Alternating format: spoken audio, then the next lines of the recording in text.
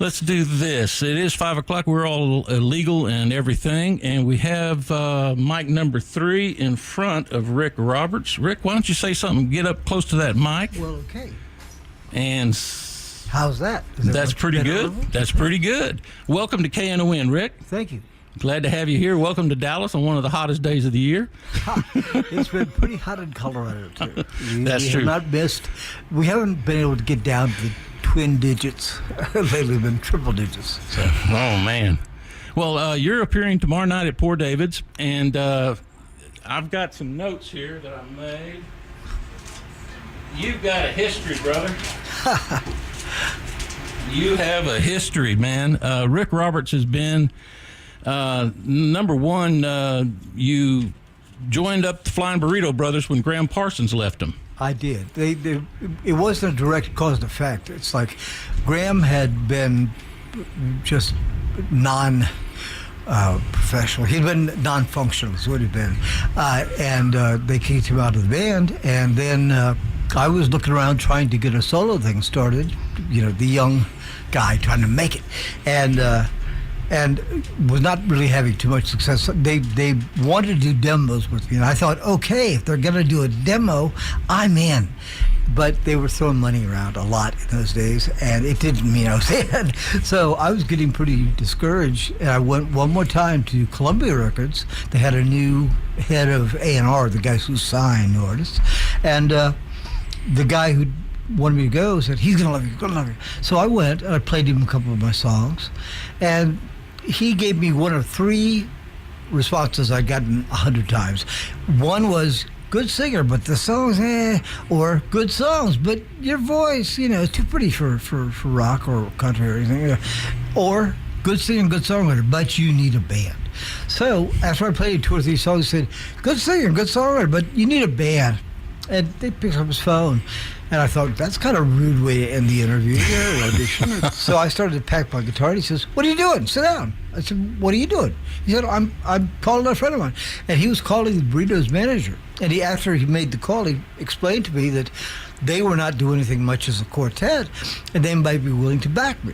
So it got set up, and I went to do an audition with them. But the thing is, I thought that the arrangement was, it was for the purpose of, did they want to back me on a record?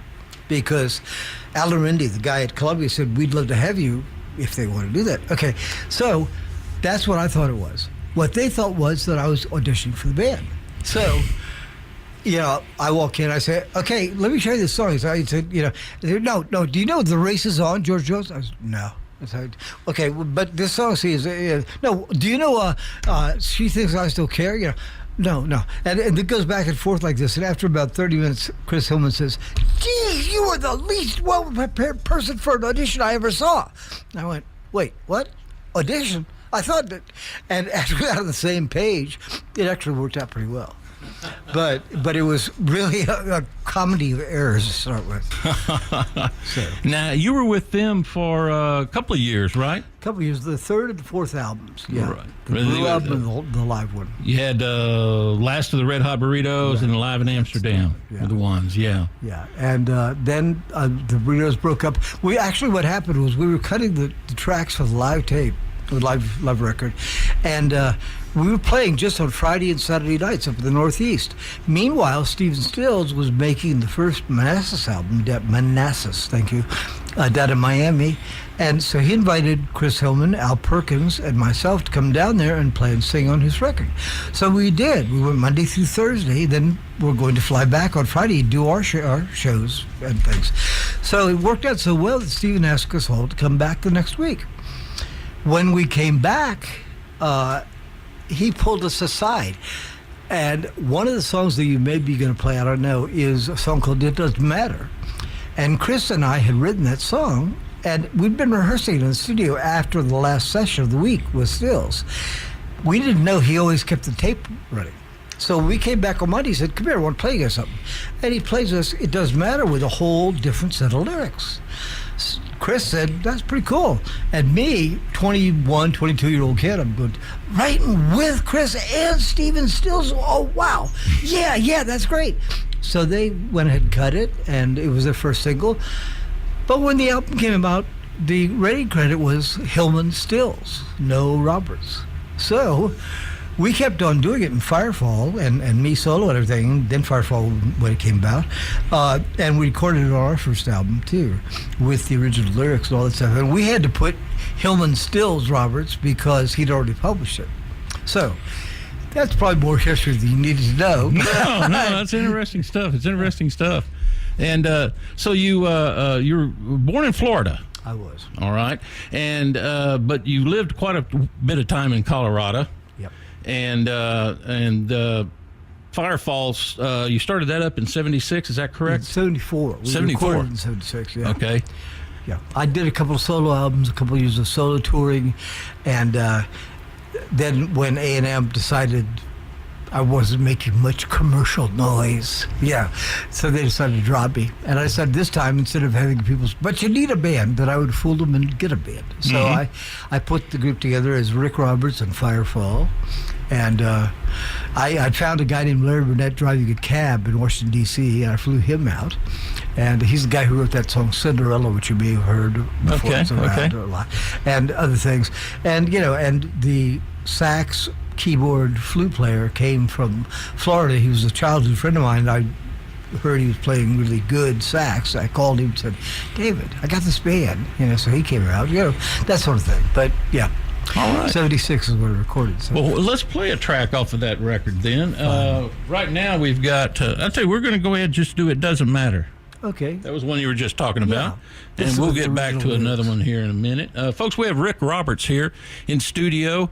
The guy's got some rock and roll chops. I'll tell you, man, he's been around on some the Flying Burrito Brothers, Firefall. He's appearing tomorrow night at Poor David's Pub on 1313 South Lamar, I do believe. And so that'll be a fun show because you've got all kinds of stuff. We're going to get to, you've got books out, you've got all kinds of stuff that you've been involved in, Rick. So we're going to get into that in a minute. But right now, let's hear a track off of this. This is the Firefall Greatest Hits. And this is It Doesn't Matter. All right. That was Firefall there. It Doesn't Matter was the tune. Rick Roberts, founder of that band, is here with us right now. And Rick, once again, welcome to KNON. We're happy to have you down here. Well, I'm happy to be in Dallas. I'm happy to be here, too. Good deal. Rick's appearing tomorrow night at Poor David's Pub on 1313 South Lamar, and promises to be a fun show. I was reading about you, and it was interesting. There was said that in August of 1970, that you were sitting next to the door playing for tips at the Free Press bookstore. Right, Westwood. In Westwood, California. That's right. And then by the end of September, you were in the Flying Burrito Brothers. Yep. Holy cow, man. But I was still living at the same place, a converted fraternity house at UCLA. And they let me stay free because I played and sang for them and stuff like that. I didn't have any money. So when that thing happened, and just what I was saying about the audition, all that, that was at the end of a year of... see, it all started, I was in Washington, D.C. I was 19 or 20 years old. I was doing hootenannies. And this guy saw me play at a hootenanny, and after I came off stage, he said, I think you're really good. I think I'd like to make a record with you. And I said, is that what you do? He said, yeah, you may have heard of me. My name is Paul Rothschild. Now, Paul Rothschild's the guy who produced the Doors and Janis Joplin. I said, Doors, Janis Joplin, Rick Roberts, sounds good to me, yeah. So he said, well, I'm based in L.A., so if you can make your way out there. So, and then promised me, we'll put you on a retainer and all this. If I'd have known anything about it, that thing about a retainer would have set flags everywhere, because that's not how they even did it then, You were on your own, And so, as it turned out, I should have known, because the guy was an imposter. He was not Paul Rothschild. I hitchhiked all the way across country, went to Paul's door, knocked. This guy comes out. I said, I'm here to see Paul. He said, I'm Paul. I said, no, you're not. He said, yeah, I am. I said, well, and my dreams crumbled in about 5 minutes. But he was nice enough to listen to me. And he said, you do have talent, but this is a whole new arena. You have no idea the level of talent of your competition. So go around, play for 6 or 8 months, then come back and see me. And I'm going, oh, no. And the whole thing, it went from there. There's much more to that story, but I'll leave that out and just say that after a year, I was about ready to give it up when this thing happened. And yeah, it was day and night. Wow. And my first gig ever was at the Whiskey A Go-Go, which I'd grown up hearing about, one of those places. Yeah. And opening for the Byrds as they were constituted in 1971, actually. And it was Clarence White, the Byrds guitar player. After our first set, we went back up to the dressing rooms upstairs there, and I was sitting in this little walk-in closet, just trying to be quiet and get my wits about me, and I heard Chris Hillman and Clarence White talking in the next-door dressing room. And Clarence was saying, "Hey, Chris, who's that new guy you got singing with you? Is he in the band now, or just sitting in?" And Chris said, "Well, no, it's kind of a trial run. Want to see how it works out." And Clarence said to him, "Well, I think you better get that boy, because if you don't, I'm going to talk to Roger about us getting him, because that boy can sing." And I'm sitting there going, whoa! This is really... And about 5 minutes later, I'm still sitting there trying to digest all this, and Chris walks in and says, "Hey, I've been looking for you." I said, "Yeah, I'm here." He said, "Want to be a burrito?" I was like, "Yeah!" Yes, so it was day and night, very much. That's something. Now, you had 5 releases with Firefall, is that correct? Yeah. Okay. That's right. And that best of is additional. And there's 24 compilations, which I don't even know what they are. They're the same songs. Yeah. Well, hey, now you're also an author. In 2014, Song Stories and Other Left-Handed Recollections. Yes, that's a great little title right there. that hooks interest. I am left-handed, so most of my recollections are left-handed. But yeah, the thing is, after my injury, I couldn't play at all, and at that point, my interpretation of it was that if you can't play, you can't write songs, which I have since changed, because after playing for 40 years, I started coming up with tunes and lyrics in my mind, and I knew before I ever sat down with the guitar what the chords were to my tune because of the 40 years. Mm-hmm. And so I did. I was doing it without a guitar, but at the time I didn't think I could do that, and I really needed some kind of creative outlet. So I started writing. And, and it worked out. There's that book and the later one, which I imagine you're probably getting around to mentioning, Lame Brain, mm-hmm. which is the story of my injury and my recovery from SANE. And and I'm really proud of that. It's only been until recently, now it's in stores, because I self-published, but my editor was very good and very popular and ended up turning himself into a publishing house. So now my books are out in bookstores. I love it. But anyway, I have these reviews of the book on Amazon, and with no exceptions, all of them for Lame Brain, every one is 5-star. Every single one. Wow. And that means a lot to me, because the response I've been getting, since it's about my recovery, the idea is maybe to help other people who have had some, like, debilitating, it doesn't have to be a brain injury, but, mm-hmm. but some debilitating injury that relies on your belief in yourself and the belief that you can beat whatever it is.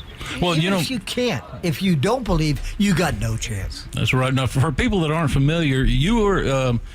You tripped on a rug, yeah. and your head hit the kitchen island at your home, I believe, yep. right on the corner. And you just kind of shook it off, and everything was okay, and until all of a sudden you started bleeding. Well, no, actually what happened was, you're right so far, because I did it at the time I did it. What happened, one of our dogs, who was a puppy, had chewed up a pen, got an ink on the rug, so we put a little throw rug over it, and they'd been playing, our 2 dogs, and kind of crumpled it up, and I came out and I watched it and caught my foot and hit my forehead, and so it bled for 2 or 3 minutes and stopped. I thought nothing of it. I've cracked my head open about 8 times this day in my life, so I didn't even think about that. So I was fine, but about a week later, on Mother's Day, my wife said, "Rick, that blood blister on your forehead had just popped." And I pulled my hand up and came in with blood. So I went and tried to lay down and let gravity do its work. It wouldn't stop bleeding, so we went to the hospital. They told me at that point, they said, "You know what? it's not nothing. Because I said, it's nothing. I said, no, it's a subdural hematoma, and you're going to lose your ability to walk. And I said, no, this happened last week. I'm walking fine. I said, no, it's going to happen. I said, when? They said, don't know, but it'll happen. I said, well, that's pretty vague. And thought about other overprotective doctors. So I thought, nah. Well, I went home, and for a month, everything was fine. And one morning, I climbed out of bed, my legs buckled, and I couldn't get up. And after satisfying myself that it wasn't psychosomatic and it was really happening, I finally started. Well, for a long while, I couldn't accept it because it was just my legs, nothing else. And it took so long to happen, none of it made sense. But when I finally did, then I realized if I did do something, that it was the way it was going to be. Because they told me when they diagnosed it, that it was like 50-50 that I would never be able to walk again. But there was possibility. So I figured, well, if there's a possibility, okay, I'll go with that one. I'll take door number 3. Yeah. So that was the deal. And that led to all these other things, like the books. And like I said, I wanted to tell the story. And that also, it just coincidentally, I finally stopped drinking about 10 and a half years ago. I was still drinking then. And so, although I was sober when this happened, but nonetheless, still drinking then, and I've lost my train of thought. So, never mind. Well, hey, I need to take a pause here and play a couple of messages from some underwriters, and then we're going to play another tune. We're going to play Mexico off of this Firefall CD, and we'll be back in just a second, folks. Let me see. Let me make sure I'm in the right place. Yeah. All right. Here we go. Here's some messages, and then we'll be right back on the other side of this with some more.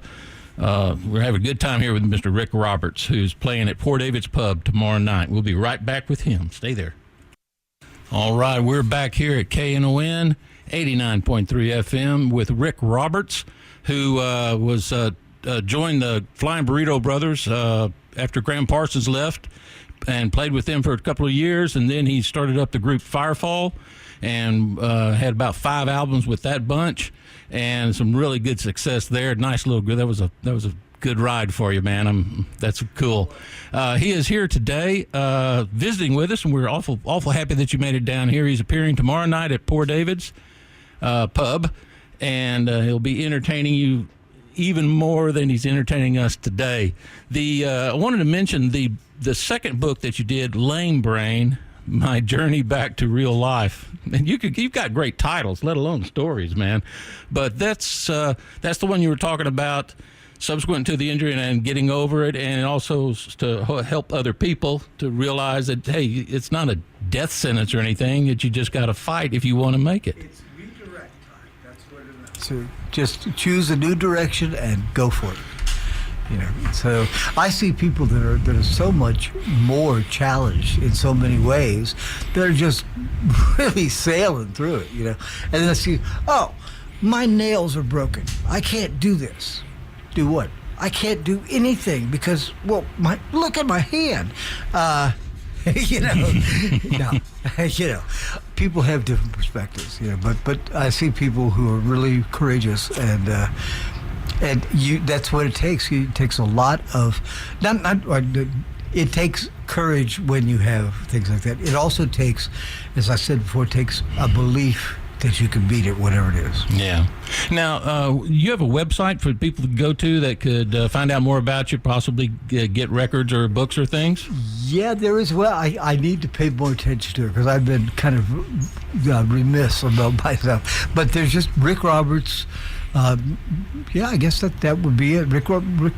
I think it's rickroberts.com, if I'm not mistaken. rickroberts.com. rickrobertsmusic.com is what it might be. Okay. See, like I said, Well, just Google Rick Roberts and you'll get him. That's for sure. Unfortunately, I'm one of those guys who came in on the end of this whole business when the whole thing was the music and not the business. So the websites and all the stuff, I go, wait a minute, I've been doing this for like almost 50 years now. How come I don't know anything? It can reduce plenty of people to Oh, yeah. A little baby status really quick. And how many times have I told a friend, they say, well, why don't you just call some of your friends? All of my friends have retired or died. They don't know any more about this than I do. Doesn't know me, nor I them anymore, you know. So. Well, hey, we're going to do Mexico. Yeah. Firefall tune off of this Greatest Hits CD, which was put out by Rhino. Man, those guys put out some good, they really do a good job. And so you probably got great little notes in here about all this stuff. So Firefall Greatest Hits is the CD, and we're going to hear the track called Mexico right now, and then we'll be back with Rick Roberts. All right, that's a track called Mexico, and I assume you wrote that. It's off of a Firefall Greatest Hits. Firefall is a band that Rick Roberts started up in like 75 or something like that, 74 or 75. And then their first release was in 1976. That was a self-titled release, I believe. And then you had about 4 more. And then there's some miscellaneous collections and stuff that's got your stuff scattered throughout that who knows how many of those there are. For all things Rick Roberts related, check out, just Google Rick Roberts, and you'll get a plethora of places to go to find out information about him. He's had quite a career, appearing at Poor David's tomorrow night, and we've got him up here in the studio with us. And thanks again, Rick, for coming up here. Pull that mic up closer to you if you would. And Rick's got his guitar out. And what would you like to sing for us, sir? Well, maybe I'll sing one of our hits with Firefall. And why I'll sing this. This is a song I write songs, it takes as long as it takes, but very seldom is it a brief experience. I wrote this song between midnight and 7 a.m. of one night. And I did because it was in self-defense. I had brought a young lady out from Florida after the first album, in fact, we made down there, and brought her back. And so I'd been on a songwriting binge for about 4 or 5 days, and she was going to bed, and she said, well, now you got to sit there for another night with your guitar. You got to come to bed with me. I can't imitate because there was menace and venom in her voice like I can't match. And I knew that if I didn't have something really good for her in the morning, I was in deep trouble. So I wrote this whole thing in its finished version, not even the basics to be tuned up. I wrote the whole thing because when she came down the next morning, I said, let me play you something. Played it for her, and she said, that's pretty good. And I said, yeah, I think so too. So I'll play that for you. What's it called? It's called Just Remember I Love You. Just Remember I Love You. Yeah. All right.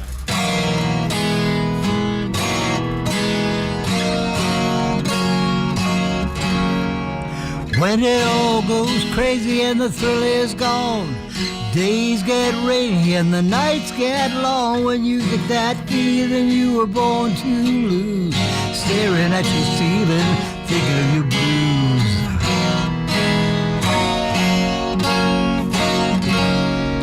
When there's so much trouble that you wanna cry, the world has crumbled and you don't know why. When your hopes are fading, they can't be found. Dreams will let you in and friends have let you down.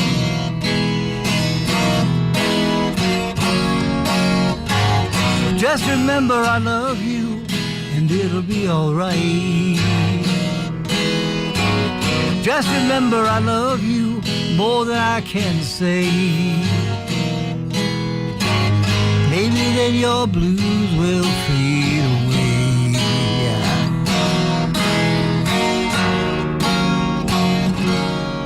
When you need a lover and you're down so low, you start to wonder, but you never know when it feels like sorrow is your only friend, knowing that tomorrow you'll feel this way again. And when the blues come calling at the break of dawn, rain keeps falling but the rainbow's gone. When you feel like crying, tears won't come. When your dreams are dying and when you're on the run,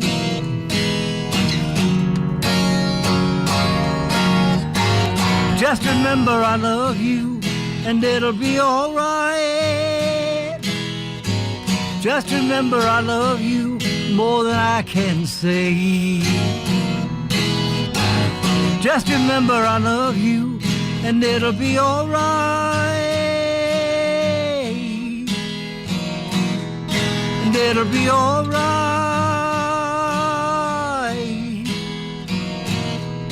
It'll be alright.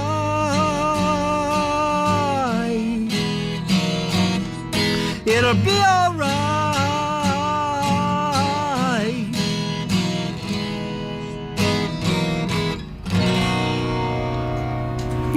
Yeah.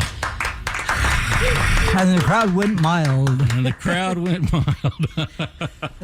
Rick Roberts here, folks, with us. A great tune, man, a great tune. Rick's come down here. He's appearing at Port David's Pub tomorrow night. He's down here at KNON playing some tunes for us. He was in the Flying Burrito Brothers, created Firefall. He's a author. He's written 2 books, Song Stories and Other Left-Handed Recollections. So, man, that's just like tales of just great story. I mean, I should have just. I wish I'd open it up and say, "Tell me this one. Tell me this one." You know. That's what my wife does. But you know what? She has a favorite story of all my stories, and she's heard it a dozen times. But whenever we're out with people, she tell them the Jock story. There's a story about Jock Martin.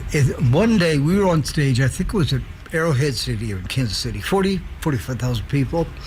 Middle of the afternoon, way hot, like that. Jock chose on that day to wear a pair of sky blue sateen skin-tight pants, rock and roll pants. So we're up there playing, and Jock turns around and leans into his amp to get a certain sound on his guitar. And I realize that his pants have split from the back belt thing all the way around to the bottom of the zipper. And he's not wearing any underwear because his pants are so tight they would have left lines. So Jock's ass is right out there and he's bent over, so the split is spread as wide as it can be, you know. And I moved over in front of him to kind of cover him up there, and he happened to look over his shoulder, and somebody said, "Get out of the way, you spotlight hog." And in my mind, I was going, "You're on your own, son." So I stepped out of the way. He finished his solo, turns around, and he got a standing ovation, but I'm not sure if it was for his solo or the show. But yeah. So just one of many stories like that from Song Stories and Other Left-Handed Recollections. And now you said you're left-handed, but you're playing... It's the only thing in my life I do right-handed. And the reason for that is that when I started at age 15, as you said, I was born in Florida, I was raised through high school on in Clearwater, and spent a lot of my time on Clearwater Beach. And Big Pier 60 is this legendary pier that's the end of Highway 60 that goes over. Anyway, I always wanted to be able, on those Sunday afternoons when there were a lot of pretty girls out there, to be able to pick up whatever girl was around and play a song or two. Not have my own left-handed specialized guitar. I had no idea I would get involved in it as seriously as I did, or I would have learned left-handed. Because I'll tell you what, it's a strange thing in my life. I have done things to my right side. I broke 17 bones in my hand when I was a junior in high school playing football. This 280-pound defensive end fell on my hand and just crunched it to pieces. When I was doing rehab for my injury, I was doing exercises in the gym, and one was to catch a racquetball, you know, and I jumped up to catch one that my wife would bounce to me, and I jumped to catch it, and I came down wrong on my foot, and I fell down, and I broke my right wrist just when I was starting to use the computer. I was going to learn the mouse with the right hand, but no, back to the left hand. Everything I've done has reinforced my left-handedness. So that's just a piece of my personal. Well, and to make it make your whole life even easier, you decided to play a 12-string guitar. Well, on some things. I brought 2 guitars with me. I have my 6-string. Some songs just don't come over. You need a crisper sound on a 6-string. And for those big, lush things, you want the 12. So. All right. And this 12 is I've got about 8 or 10 guitars now. I sold most all of my straight electrics because I wasn't using them. And they were sitting in my closet for 20 years. Awful. So I sold those, but I have like 8 or 9 acoustics. But this is definitely the best one. I traded this for a 1957 Maple Neck Stratocaster and $1,000. And then the guy who had the shop that did the trade called me about a year later, and he said, "Do you realize how badly you took me to Cleaners on that deal. I said, what are you talking about? You got a 50 cents? No, your 12-string is one of the last 3 Brazilian rosewood 12 strings that they made before the Brazilians said, no more of that rosewood. That's us. We want that. You don't get it. And he said, so you beat me. I said, well, he said, no, it's okay. But, so you know, that's what I like. Excellent. Just the occasional victory. There you go. We're going to play another, make a little brief stop here, play a couple of messages, and then we're going to be right back with you. Maybe get another tune out of you. I think so. Fantastic. We've got Rick Roberts here with us, folks. Stay tuned. We'll be back with him for some more. All right, folks, we are back. I want to thank one more time my sponsors of the day. All this live music and the interviews and everything would not be possible without the folks like Ray Ellis, Paul McLeod, Jeffrey Brooks, and Carl Glaze pledging to keep this little radio station going. We appreciate you guys so much. Thank you for your support. We got Rick Roberts here. Rick, we're going to get another live tune out of you? Yeah, I think so. What would you like to play? I think I'll play a song. It's off the 4th album. It's called If You Only Knew. If You Only Knew. Yeah, and it sounds like it's trying to get your lady to understand you, but the secret of the song is I wrote this song for the band because there was, at that time, there was some stuff going on in the band where people were thinking that like, particularly we two songwriters, Larry and myself, were making all the money, and all we cared about was ourselves, and we didn't care what happened to the band as long as we were getting our stuff. So I wrote this song called If You Only Knew. All right, great. And it's meant, the lyric is meant to sound like it's being sung to some woman who just doesn't understand you. But the love of your life, and the thing is, the love of my life at the time was the band. Nothing sexual, of course. You know. Okay, so this is called If You Only Knew.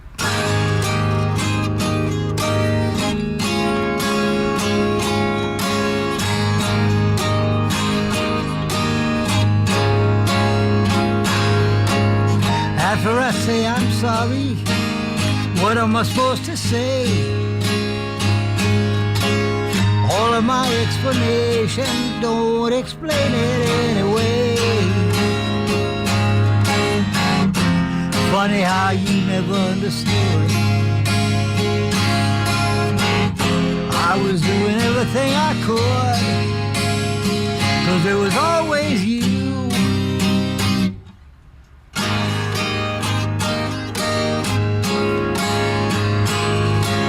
All I can see is anger in your answers and your eyes.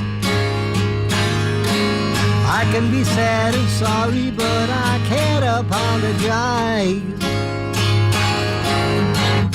Sad because I lose another dream. Sorry 'cause you don't know what I mean. And you say you do. If you only knew. Oh, if you only knew. Oh, if you only knew.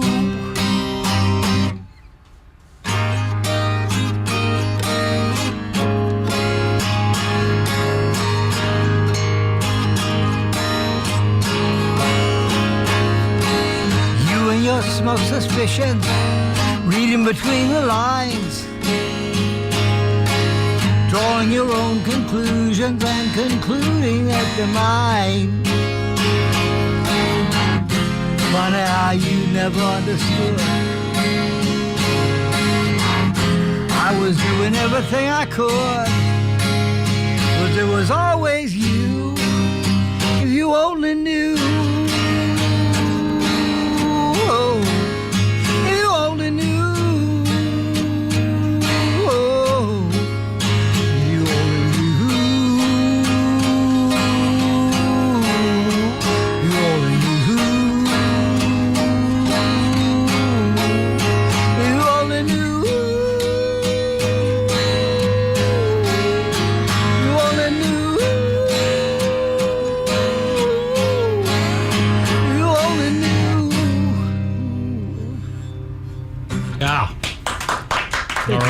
All right, Rick Roberts here. If You Only Knew. Cool tune. All right, and tell Tell you what, I wanted to play another tune off of here. You had mentioned the Cinderella tune. Yeah, Cinderella's a tune of Larry Burnett's, and a lot of people like that song. And it was we released it as a single, and it was shooting up the charts. I mean, it was jumping 10, 15 places a week. It hit up to about number 30 or so.